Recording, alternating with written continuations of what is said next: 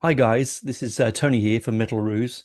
You're about to sit down and enjoy an interview I just did um, over there, and so do like and subscribe so you can get all this straight into your streaming and into your consciousness as soon as it arrives. So enjoy the interview, and I will. Over to you, Tony. Thanks for coming Thank you, on Tony. and chatting to us about your tour coming up. That's right. Yeah. Yeah. Wow. Excited. Exciting to be back, man. It's been a couple years Mm. and we were last time we were there, we were supporting the Amity Affliction, and now we're coming back to headline. So it's long overdue, and it's very exciting. Yeah, brilliant. Because as I say, because I saw you here when you were supporting, so it's really good to see you get your own slot. I mean, not that you didn't, yeah, did a great job last time, but it'd be amazing to see you have a full set. Uh, Yeah, no, absolutely. I mean, we've done, plenty of headliners in Australia before. But yeah, like I remember for a couple years when they were doing Soundwave. It was this sort of yes. thing where like Soundwave was great. I mean, I absolutely loved that festival.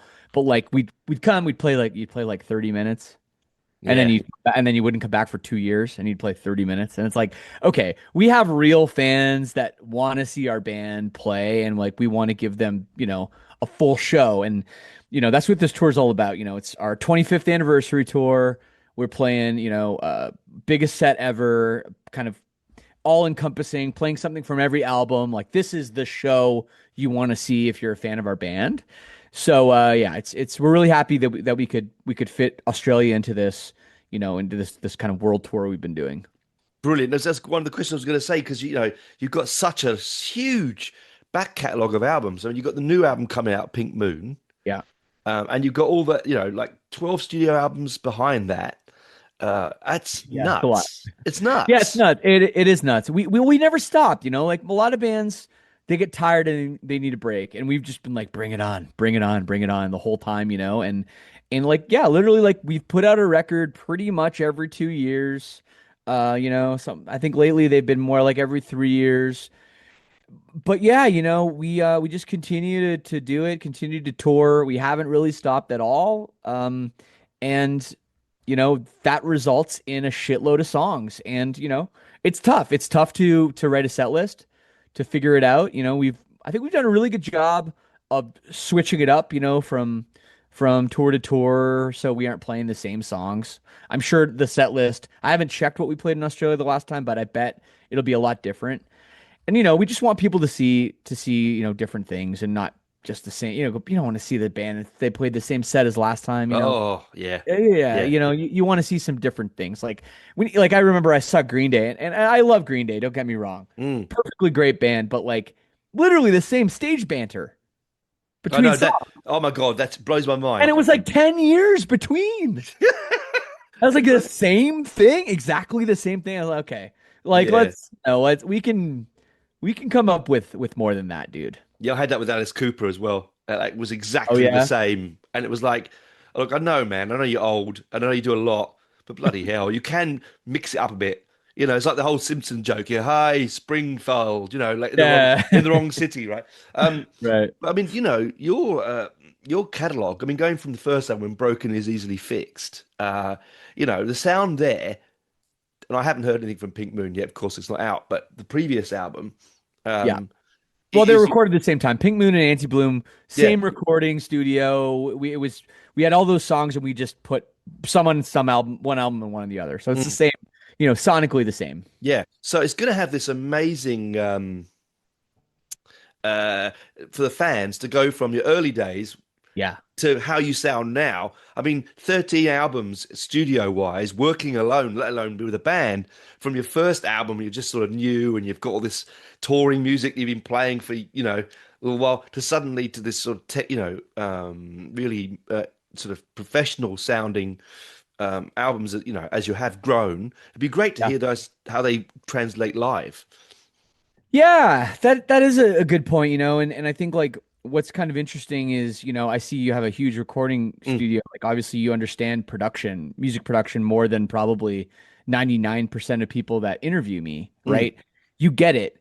And obviously production now, there's just so much more on every album, like so many more layers of production, like, and a lot of it isn't even obvious, but it's there.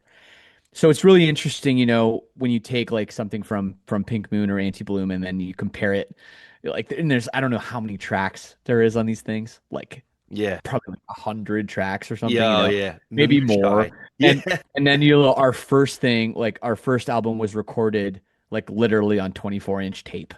Yeah, Oh, sorry, 24 track yeah. 2-inch tape. You Yeah. know, it's like we had 24 tracks and that was it, to put everything, and like you could bounce tracks, but we didn't really do that. It was just like you had a guitar on the left, you had a guitar on the right, you had 8 microphones to capture the whole drum kit, like you had Yeah. only so many, and it's just wild the differences like in production and stuff. But I think what's really interesting is our career trajectory has really been like a straight line, in terms Mm. of our progression of our sound. It's like we never had a big jump to anything. It's always just been like we've added things along the way. We've like just kind of slowly evolved to where Yeah. we are now.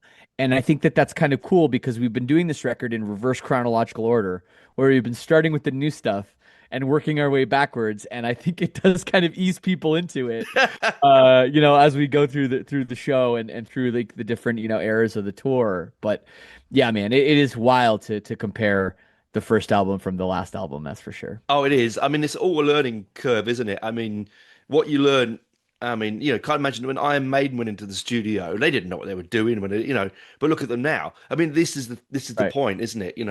If you want to, as a performer, if you want to learn and know the bits and pieces, you can do that. There are artists out there who don't care. They just want to sing, make the music, get it, or give it to the person in the back and let them do it.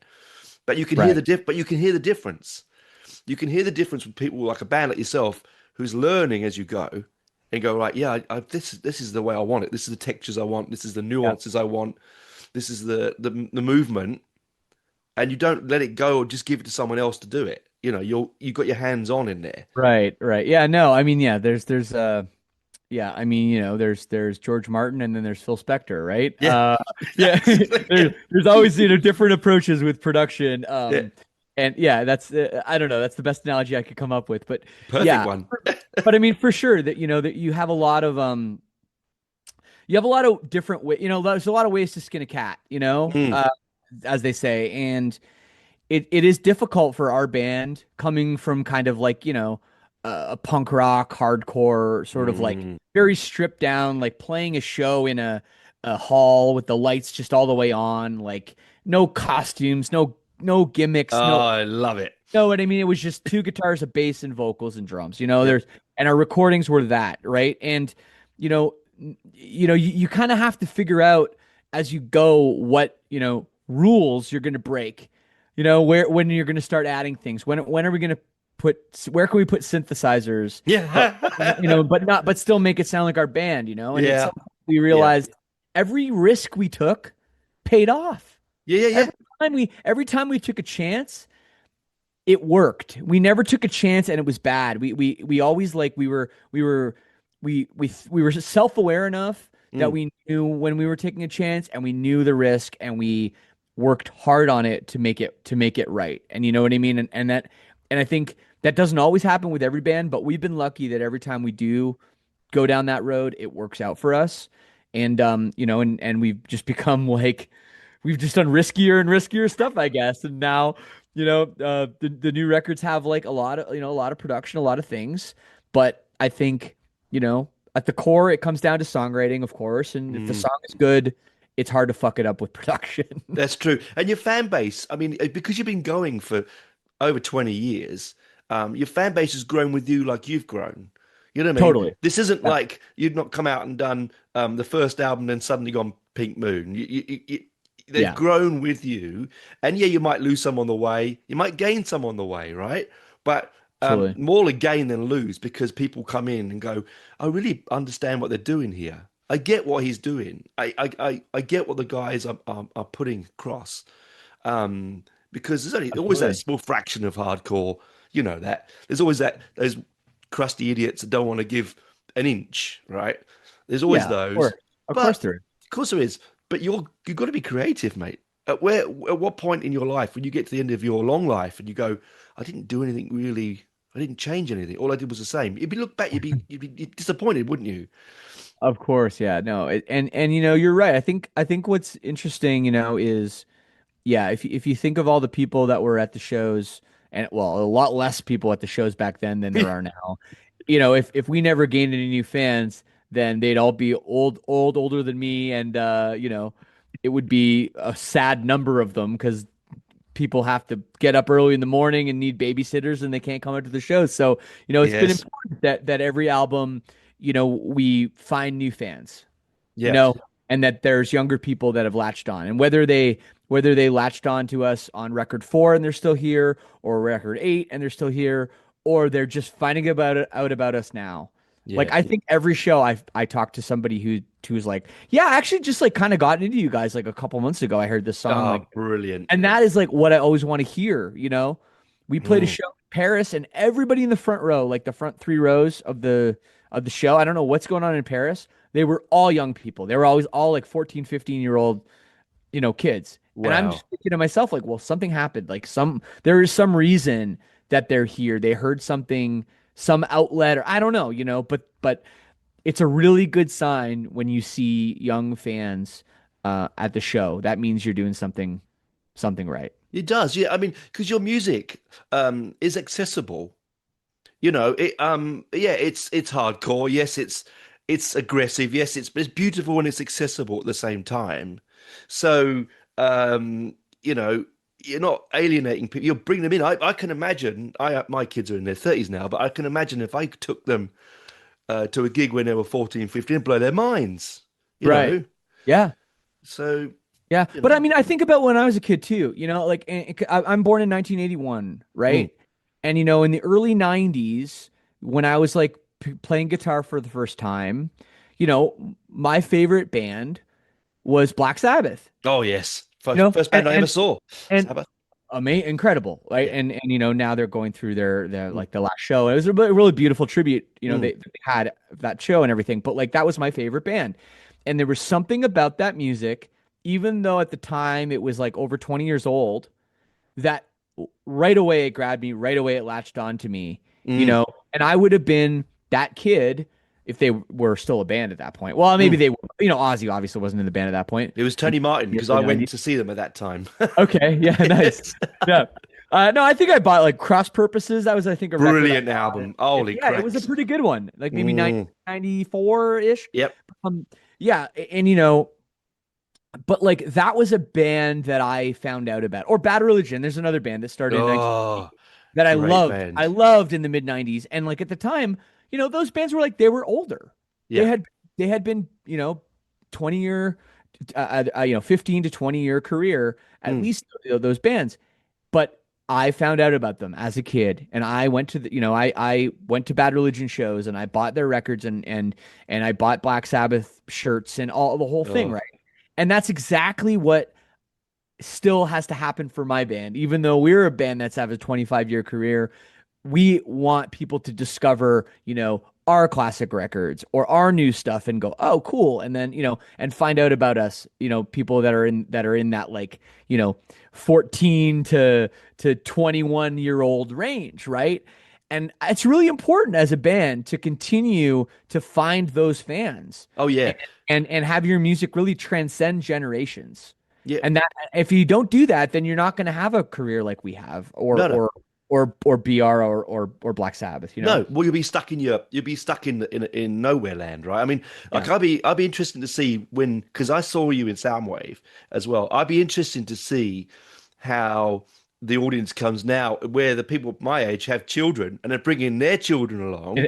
Absolutely, yeah. It'll be something because I've seen your shows. They go wild at the front, but there's spaces where you can be safe and stand around and watch and I think it'd be great.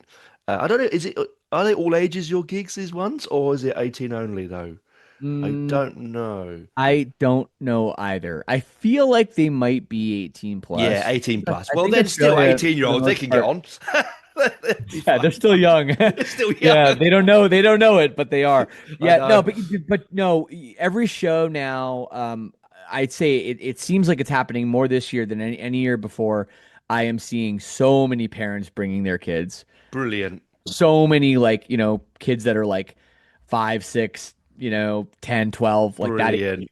right Brilliant. up at the front, and yeah, and like it's really cool to see, man. Yeah. And the fact that like our music has meant so much to these parents, and now they've shared it with their children, and now it's like a part of like their own family, like legacy. Yeah. I love it. That we're their favorite band, and that their parents, their kids are drawing pictures of us, and they're listening in the Ah, car on their way to like their soccer games and all this stuff. Like for us to be a part of that beautiful family that they have is pretty special. No, I mean, you're very lucky as a musician to have that, you know. I mean, I remember, I mean, a lot of the bands that we listened to with the kids in the car, unfortunately, were like The Who and Deep Purple, so they were never going to see going to see them. But it was always Yeah. it's always a good thing to educate because this is another thing. Well-made music is a rarity, and I mean that genuinely Mhm. now. Like, beautifully made product, which has nuances and moments and pacing and changes and textures and things, is not something that we get a lot of, unfortunately, in modern music. It's a lot of, that the top, Yeah. it's all just the same old crap. So it's Yeah. really good to hear your kind of music and let the kids hear that as well. Yeah, I think you're right. I mean, it's harder and harder to uh, do something different and also do something that is popular. Oh, You that's know, always hard. Yes. and and and, Straddling that. and there are great bands that are doing really interesting things, but it's always under the radar, you know. And Yes. and you got to dig a little bit for it, but it's out there. And there is great bands, and there's a lot of things, you got to ignore like the top 80 to 90% Oh, of yes. everything else. And it's really, really hard to find those bands that are doing something really, really interesting, and like, all the descriptors you used, Mm, and actually have found a way to uh, be popular and rise to the surface. And when those bands come across, and there are like, I'm sure lots that everyone listening to this can think of right now in their mm. head. Though that is really an amazing thing, and that is really something I think that bands should be extremely proud of if they're able to do it, because it's not easy. No, it's not. No, because again, to be creative, which is a painful and hard experience anyway. You've got to, if you want to be uber successful, sometimes you have to, like you said before, you've got to not Sell be out. real to yourself. Yeah, that's the Yeah. term. And you got to live with that as a creator, as a creative, you've got to live with Yep. that. Yep. And like, don't get me wrong, I want you to have multiple Rolls Royces, swimming pools, and mansions. I want that for all musicians, right? But you do, but because you give us such pleasure and such great art, it's almost sad, very sad when people have to struggle to be Yeah. creative Yeah. in this world, and I genuinely think that. But on a happier note, you're touring with real friends as well. Yeah, great band. Really great band. And I've never seen them, so this will be interesting. yeah, I don't know their Australian touring history. And I know, they have I won't call him a new singer because I think he's been in the band for like 5 or 6 years or long. But Yeah, man, he is good. Damn. And the band live, we did some shows with them in the US. yeah. Oh man, they're just a great band. And we were really, really happy we were able to get them for this. Yeah. So I could not be more excited for that as a support band. And yeah, definitely come early. Make sure you see them. Oh yeah, I always try to get in to see all the bands. If I'm bought a ticket, I want to see it all. Why am I going to be at the bar or turn up late? I don't. It's sort of arrogant. I want to be there and see it. Yeah, You that's a good know, point. Yeah. I mean, sometimes you miss it. You just like I went to see It Megadeth. happens. I went to see Megadeth and Slayer, and I didn't know Megadeth were on. I thought it was a support band. I was in the bar drinking, and suddenly I walk into the gig and it's halfway through the Megadeth set. I wonder why I was only one in the bar. It was a weird moment. Um, Yeah, it's funny. I saw Megadeth. Was it last summer? We did European festivals, yeah, and Man, were they ever good live?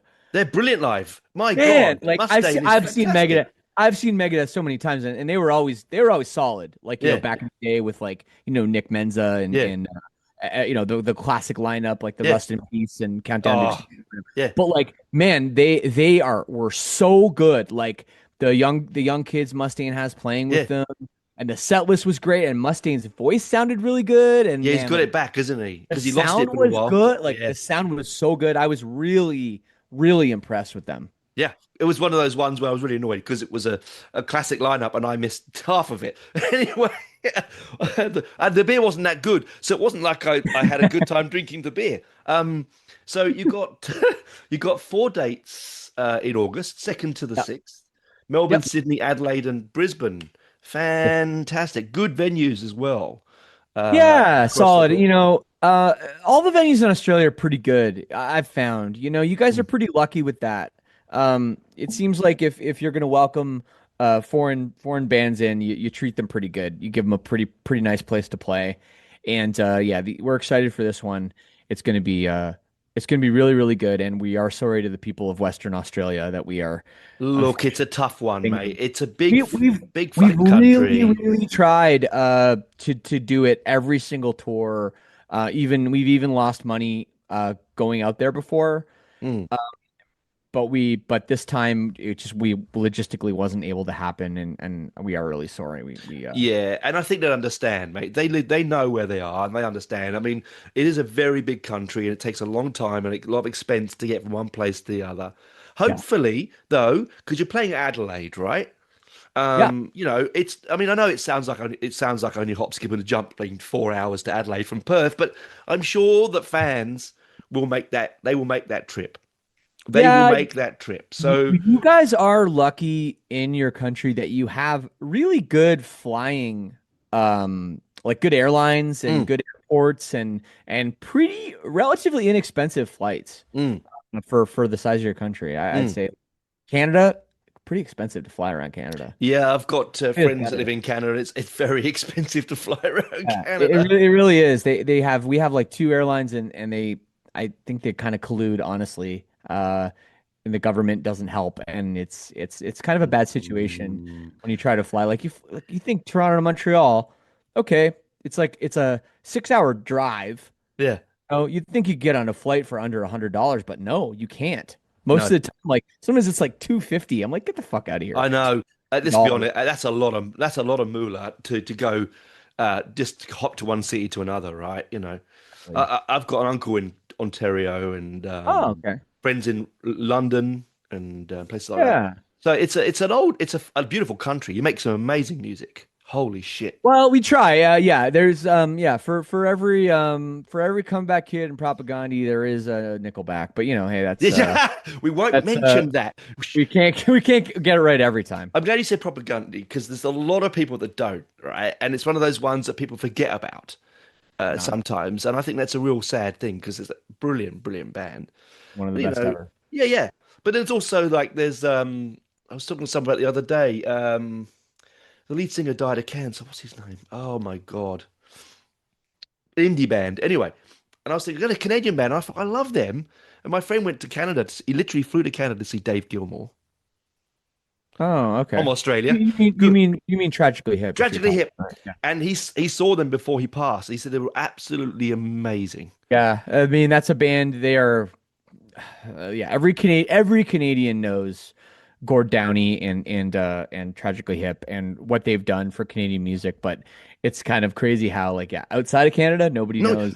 that's Nobody right. knows the band, and it's like I'm sure there's some Australian bands that are similar to that. That you have Yes. your own, and Yeah. and I think part of that makes it even a little more special that it's Yeah. like really our own for us. I It's love that for they're you. not they're not huge everywhere else in the world. It was like Yeah. really they were ours. Yeah. It is really sad his It is passing. sad because he was such a brilliant voice. It's like I got to chat with the band. I got to chat with Crash Test Dummies as well, Oh and yeah, they're yeah. another Yeah. band that just really waved that Canadian flag so well. Yeah. They had a couple breakout hits though, I think, They right? did. They had a couple of number ones over here. Yeah, yeah. Yeah. I mean, they've done well. I mean, there's still a band like it's a name that you can. Most people have heard of them somewhere down the track particularly if you live through the '90s. Oh, Um, absolutely. yeah.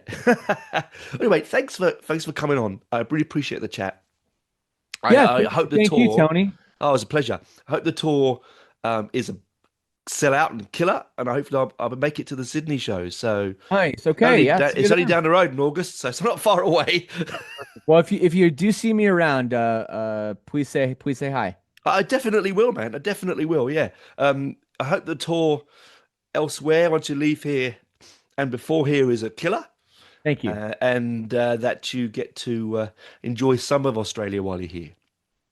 I think we will. Yeah. I think you We should. don't have a ton of time, but we're gonna try to make it count, I think. Oh, So. yeah, you should. You got to see some of this stuff, and it's getting warmer now. So All in right. August won't be too cool. Oh no, it won't be where you're going anyway. Oh, Adelaide will be cold, but the rest of it will be warm. So I uh, can handle I it. can We're from a very cold place. I was going to say I don't think it bothers you too much. All right, Tony. All the best, man. Thanks so Yeah, much. no worries. Keep real. Okay. Bye, Bye mate. now.